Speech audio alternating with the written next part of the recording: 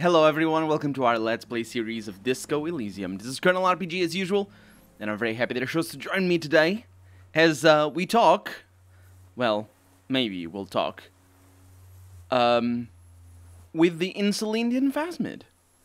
I reloaded, because I had to go and sleep in between episodes, and I took the opportunity to dress myself up for electrochemistry, because I noticed that we had this particular check. So that's going to be nice. It's not a very difficult check. But we have a +3 because of Lena's childhood experience. Because we know what it is. Or, I mean, Lena told us, anyway. So I can listen carefully. I don't want to listen carefully. This is sort of it's a spooky thing. I'm pretty sure I was thinking off camera, actually. I haven't checked the footage yet. But I was saying, remember how I was saying that the sound the fireplace is making is not the sound fire makes unless you're pouring water over it, and then it, you know, the hiss of the steam might create this sort of like very high-pitched, I'm not sure if you can hear it. Do you hear that? That's the sound of a Phasmid. So I think we were hearing it before. Maybe it was there. I can probably reload. I can probably... yeah, I definitely have the save. We can reload to see if it was there. So let's approach carefully.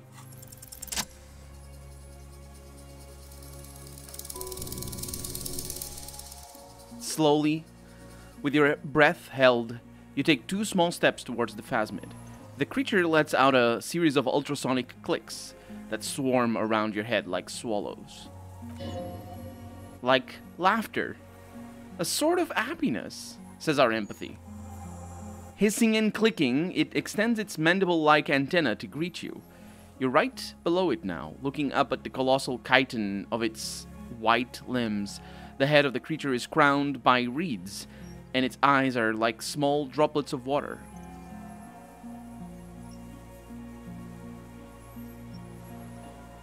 I'm gonna raise my hand slowly. The insect stops its stridulation, seeming to observe you. Below, it's... is it actually an insect? It looked... I think maybe it is, yeah. Below its crown of reeds, little pinprick eyes detect motion, glittering. The world stands still around you. Suddenly, there is silence. I'm gonna raise my other hand too. As you do, the invertebrate comes to life, its limbs moving independent of each other as if each has a mind of its own. They're white, like stalks of porcelain knitting above you.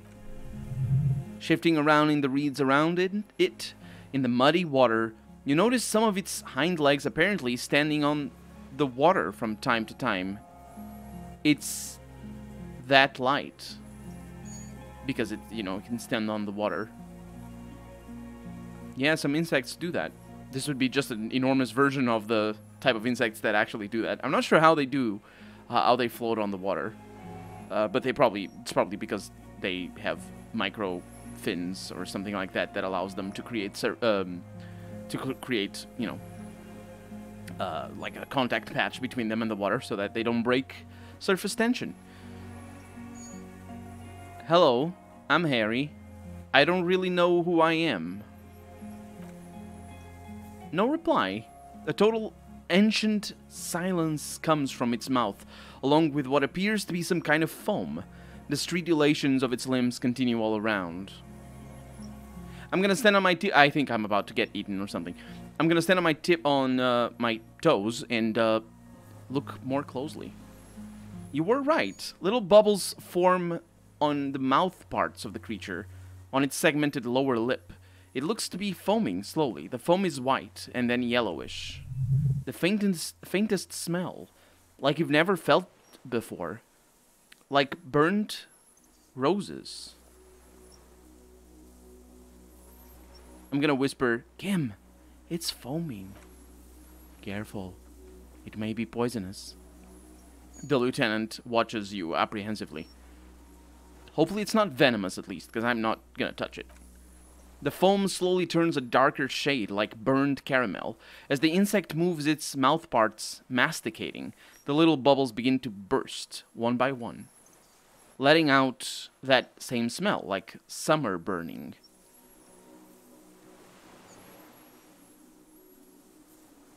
And this is our Inland Empire doing a medium check here. Tell me, what are you doing?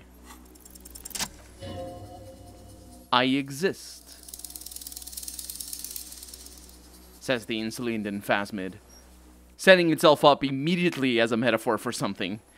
And I'm not sure what it is, but this is more, I mean, it could be just the plain textual meaning of it, that it exists, and the answer here is, the answer here is to the question of, does the Insulindan Phasmid exist? And yes.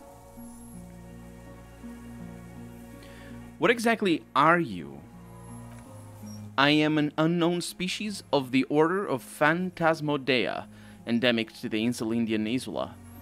For the last 350 years I have hidden in plain sight, masquerading as the reeds, molding, cloning myself, unfolding at night to play with trash bins and buoys.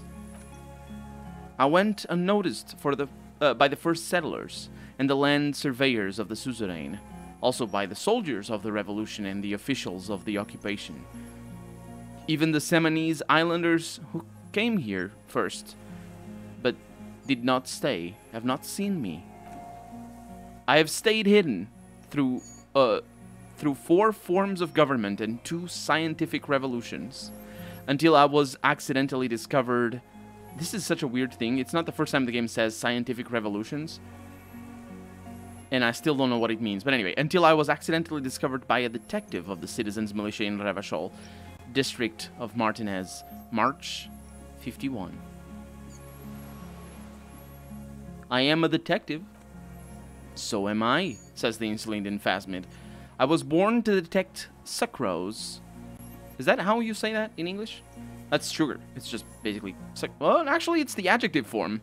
So I'm not sure if that is correct. But sugary rewards and semiochemicals. What were you born to detect? Also that.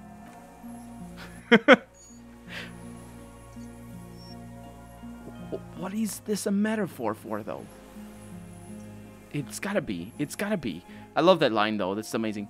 The Insulindan Phasmid says, I can also detect pheromones. The ones on you tell me that you will not eat me, and that I will benefit from your closeness. In short, I love you. Is this a dream? What is happening? No, you are awake. I am real. Light is forming me. This is real. Well, I exist too. Tell me what it's like for you. I'm ill. What is your illness? In my heart, for me it's sadness, input after input. For me, it is not like that, says the Phasmid. I have states, not emotions. For example, I experience excitement at unexpected sugar rewards, but that is not important. Now I will tell you how it is for me. For me, it is a series of half-lit images, a kind of darkness being intruded upon, transient, dim, moist. Intruded upon by what? Shapes of plants and animals, and internal sensations, a swarm of sounds, tiny vibrations on the inside of my forearms, all speak of complexities totally beyond my understanding. I am at the end of a narrow funnel, weightless, so light it only feels like something to be me. In truth, perhaps I'm nothing. I certainly do not have a soul, and if I did, it would never ache.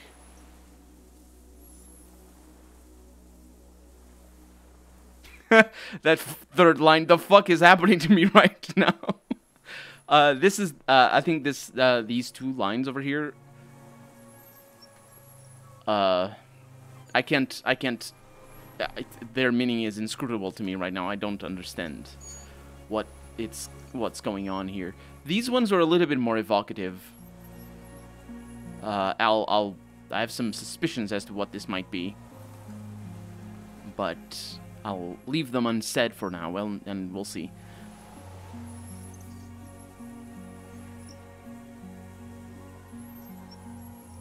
You're the type of animal I would like to be. Are you sure? Yes, I'm sure. Why do you ask? Sometimes when molting, I regrow a lost limb. One time something went wrong, and a small leg replaced a missing antenna. That's cool. No, it says. The leg tried to move around independently, making it hard to walk. You don't have a foot there now. I don't understand what that means, but I'm saying that. The insulin in Phasmid says, yes, thankfully someone ate it. The next time I molted, I grew an antenna again. Where does this come from, I'm gonna ask. All this, around us. The world. And again, I think this is sort of... I have a suspicion of what this might be a metaphor for, and this is sort of hinting at the same thing. So there's consistency. The thematic consistency here is there. I just can't see through it yet, but we'll see. The Phasmid says, not even the birds know that. Not even the water lilies.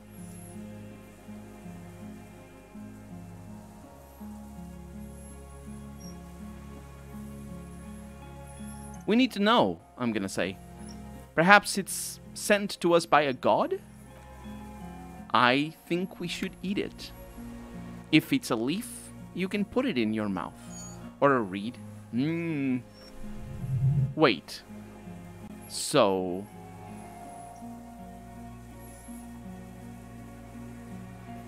Too sensitive of a matter. So you look like a reed and you eat reeds. Yeah, too sensitive of a matter. Yes, of course. Says our reaction speed. The 3-meter tall stick insect would be offended. Yes. Shut up, reaction speed. I'm gonna say that's insane. No, you are, says the insulin in Phasmid. The moral of our encounter is, I am a relatively median life form, while it is you who are total extreme madness, a volatile simian nervous system ominously new to the planet. The Pale, too, came with you. No one remembers it before you. The Cnidarians do not. The radially symmetrics do not. There is an almost unanimous agreement between the birds and the plants that you are going to destroy us all.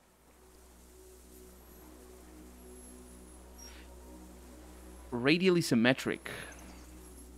I don't know Cnidarians or that, but I think these are just types of animals. Wait, what is the Pale?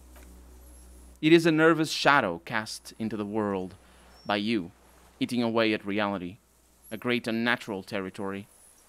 Its advent coincides with the arrival of the human mind. Well, I don't have that kind of power. You are a violent and irrepressible miracle. The vacuum of cosmos and the stars burning in it are afraid of you. Given enough time, you would wipe us all out and replace us with nothing, just by accident. How? We suspect it will be something like the oxygen holocaust that wiped out anaerobic life 2.6 billion years ago, when organisms first started breathing. Only much worse. Worse, how? Everything your eyes touch goes back there, behind the nerve mirror. That's the eye. That's to the brain. What if you blink? Are we still here? Please don't blink.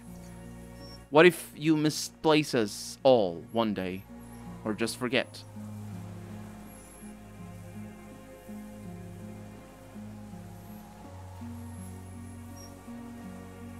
I've already forgotten the whole world once, I say, when I drank too much. So it is already happening, says the Phasmid. Soon, one of you will close your eyes and open them to see that none of this ever existed.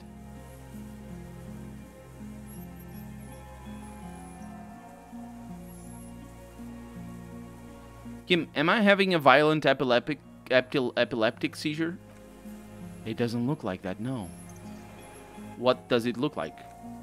You're just staring at it, he whispers.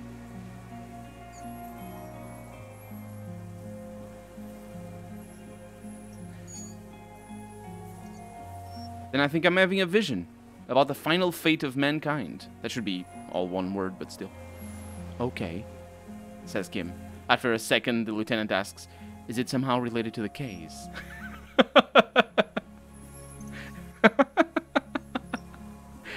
Oh, Kim, always focused.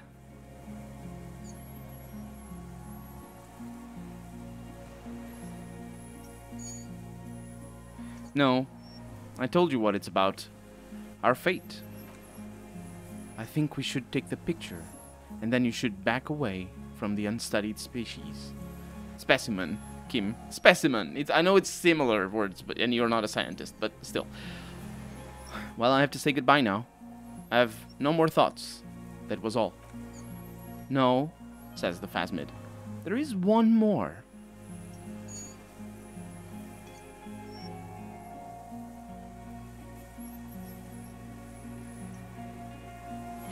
Of all the creatures I've met, of all the creatures I've met, you are the kindest. Thank you, says the phasmid. I also have one more thing to say to you. That woman, turn from the ruin. Turn and go forward. Do it for the working class. What woman? You cannot lie to me. Behind you, it smells of fires. So awfully far you were prepared to go in her presence. End it. Wait. What are we... What are we talking about here? Wait. Thank you. So, that woman. That's the thought. That's the thing. Right. The dash there, that should be... It. I'm pretty sure dash exists because certain type fonts allow you to basically look at two dashes together as if they were one of these. What is this? They have a name. They have names. M space? I don't know. M dash, that's the one. It has another name. Maybe it has another name. Either way, they're different signs, and dash doesn't exist. You need to have. It needs to be one of these. The thing is, I think like Microsoft Word and stuff transforms a dash into one of these automatically. I just don't understand why the writers, like, so consistently. There's so many writers, not just in this game. There's so many games, old games in particular. Newer games don't do it as much, but I don't know why they do that. I think it's because they learned to type or they're basically professional typists, really, and they just have typed a lot of text throughout their life. I think I've once talked about this in another Let's Play, and I think the Apple II computer, which was a huge success back in the 80s, does this, and I think maybe Macs do it as well, even to today. So that might be where people do the dash. It shouldn't be a dash. It should be not even a hyphen. It shouldn't be one of these. It should be definitely one of these. But either way, what I'm trying to understand here is that this is not a part of the sentence. What I'm trying to understand is what is being said here. Turn from the ruin. Turn and go forward. Do it for the working class.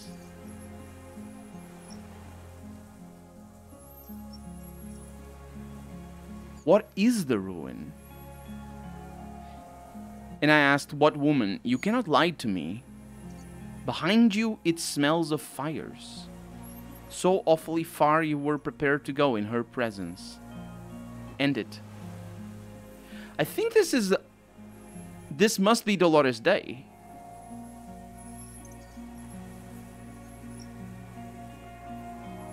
By the way, I was wrong about what I thought this might be. The Insulated Phasmid might be a metaphor for. I was wrong about it. It's probably a metaphor for nature. And the pretty explicit allusions to climate change. And if I'm correct, that woman is Dolores Day, which more than a representation of capitalism, I think she's specifically a representation of laissez-faire capitalism, also known as well, neoliberalism, or free market absolutism, or there's other terms and there's other political philosophies that will get you the same ends. And so, yeah, it's drawing to the conclusion that capitalism is killing the planet. That's what it's arguing. The Phasmid is, and it's also what is true in real life.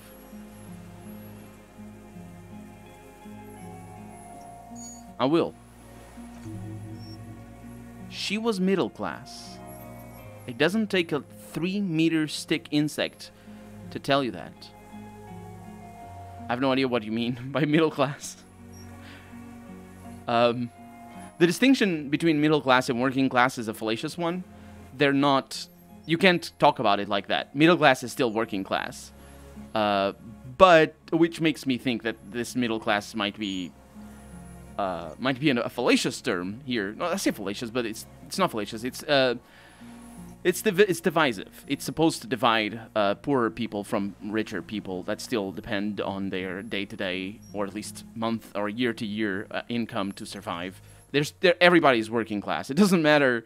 It doesn't matter if you have a cushy job that basically you don't need to do anything and just get a nice amount of money, or if you have to sweat and cry and bleed for your $5 an hour or whatever, or even all that. Everybody is under the same system that forces you to work to survive, forces you to work under the rules that are set by the leading class, by the capitalist class, or whatever system we're working on, or whatever country you're working on, because things are a little bit it depends on the country, it depends on the date as well. But middle class is also working class. The thing is, because I don't know, I cannot talk with the perspective of somebody who's lived in a Soviet country, or even in a country that used to be a Soviet country. So yeah, I think that is like all the political approach specifically towards communism here in this game is painted with that knowledge. It's very clear. It's very clear that this game comes from somebody from Latvia, really. Or is it Latvia? Latonia? They're very close to the names and the countries. But still, it's very clear, and there's a lot of things that are informed by that. But still, anyway, I don't know if this is indeed about Dolores Day, or more literally about Joyce, rather, her name is. Okay, Kim, take the picture. Okay. With a slow ring of metal, the lieutenant slides the lens open and raises it to eye level. There is no change in the insect's motion while it's being aimed at by the camera. It remains fixated on you. In 3. Kim whispers. His voice is tense. If it moves, you jump back, I'll shoot. Here we go. 3, 2, 1.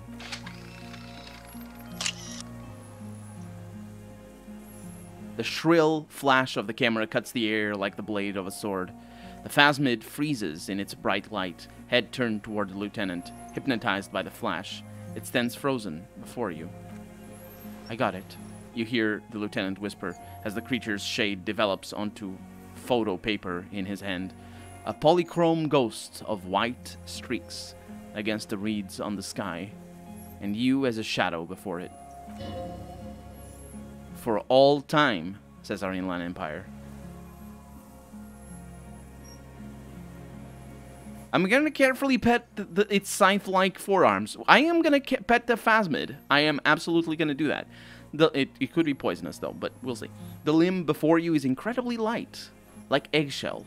It's much lighter than a reed. You feel a soft push could tip the creature over, its hollow exoskeleton collapsing.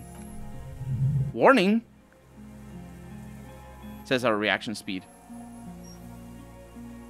I'm gonna pull my hand away. A sudden shiver passes the limb.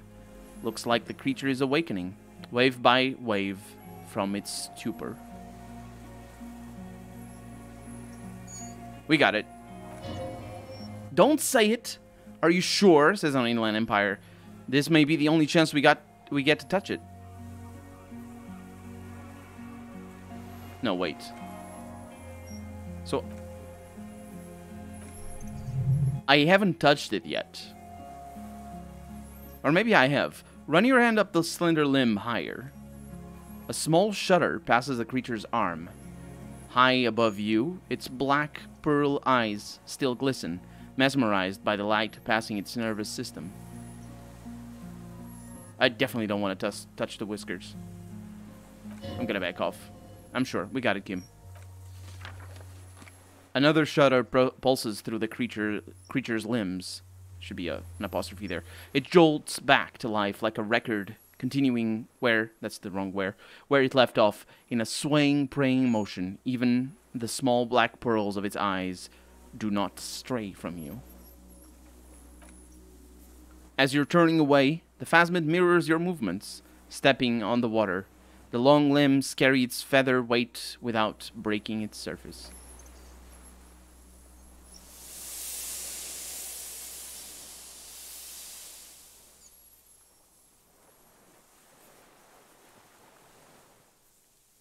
Super fast. And just like that, it's gone. Skating away across the sea's calm mirror like a